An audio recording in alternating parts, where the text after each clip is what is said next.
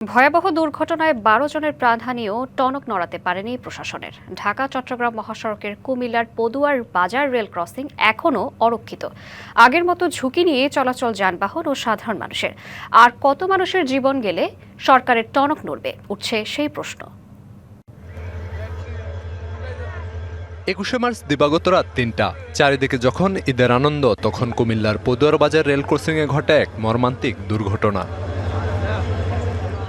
লক্ষ্মীপুরগামী মামুন পরিবহনের একটি বাস rail crossing পার হওয়ার সময় ধাক্কা মারে ঢাকা মেল ট্রেন। ঘটনাস্থলে প্রাণ হারান ১২ বাসযাত্রী, গুরুতর আহত হন আরও কয়েকজন।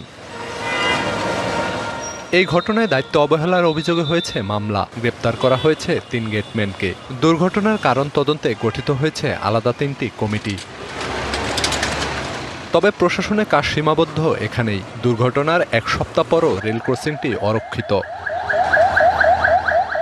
নরবরে ব্যারিয়ারটি টিকে আছে কোনো মতে, বাজে না সতর্কতা সাইরেনও। ট্রেন আসা যাওয়ার খবরের জন্য একমাত্র ভরসা মুঠোফোন।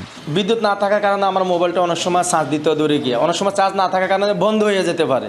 তখন অনেক সময় দুর্ঘটনা ঘটলে এটা তখন দায়ভারটা কে নেবে? রাতে বন্ধ করতে সিঙ্গেলে যাওয়া আমাদের হ্যান্ডলাইট আছে, গাড়ি আমরা সিঙ্গেলেতে দিই, বিষ্কাম বন্ধ করে বসে থাকতে হয় আর কি।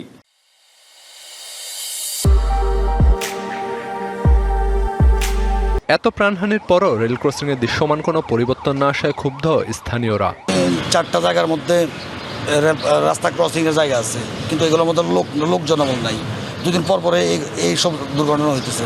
অফিসে কোনো বিদ্যুৎ নেই, যার কারণে এখন পর্যন্ত কোনো সংযোগ দেওয়া হচ্ছে না, এটা বাদ না। এখানে যারা নিযুক্ত আছে তারা সঠিকভাবে তাদের দায়িত্ব পালন করতে পারে না, বিধায় এরকম দুর্ঘটনা ঘটতেছে। তবে কুমিল্লা অঞ্চলের সব রেলগেটের আধুনিকায়নের কাজ শিগগিরই শুরু হবে বলে আশ্বাস দিলেন এই কর্মকর্তা। যেই সমস্যাগুলি আছে আমি এগুলি ঊর্ধ্বতন অফিসারদের কাছে বলেছি বা চিঠির মাধ্যমে জানানো হয়েছে। ইলেকট্রিকের বিষয়টা তো আমি বললাম আপনাকে যে এটা তো আসলে ইলেকট্রিক ডিপার্টমেন্ট, আমরা তো আসলে ইলেকট্রিকের লাইন দিতেও পারবো না বা কিছু করতেও পারবো না।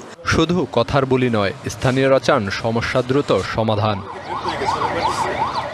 DBC news desk.